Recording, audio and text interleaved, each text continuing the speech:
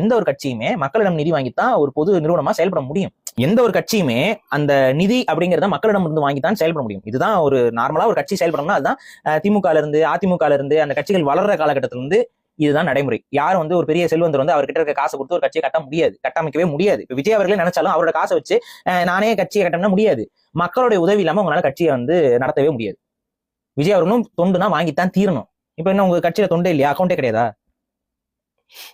Donations வாங்குறாங்களா இல்லையா? எல்லாமே தான். அப்புறம் என்ன இவர் மட்டும் வாங்குறாருங்கிற மாதிரி?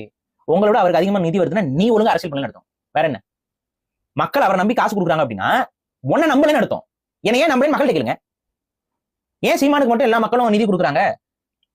இப்ப நான் என்ன கேட்கிறேன், சீமான் அவர்கள் முறைகேடான பணக்காரர்கள்ட்ட இருந்து நிதி வாங்குறாரு அவர் கட்சியை வளர்க்கறதுக்கு, வா பேசு, யாராரு என்ன, இது ஒரு நியாயமான விவாதம்.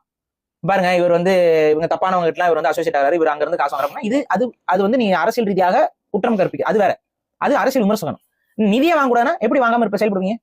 இப்ப நம்ம கேட்கறப்ப உதயநிதி ஸ்டாலின் அவர்கள் இன்னைக்கு இவ்வளவு பெரிய கார்ல எல்லாம் போகிறது வராது, நீங்க அவரோட படம் எடுக்கிறதுக்கு அவர்கிட்ட ஒரு 1000 கோடி ரூபாய் ஒதுக்கி அவங்க குடும்பம் கொடுத்தது, இதெல்லாம் யாருடைய காசு? அவங்க கஷ்டப்பட்டு கல் உடைச்சு மண்ணு சுமந்து அப்படி சம்பாரிச்ச காசா? பேர்லயே நிதி இருக்கே ப்ரோ. அதுதான் அந்த நிதிக்கு எவ்வளவு முக்கியத்துவம் கொடுத்து எல்லா குழந்தைகளுக்கும் நிதினே பேர் வைப்பாங்க.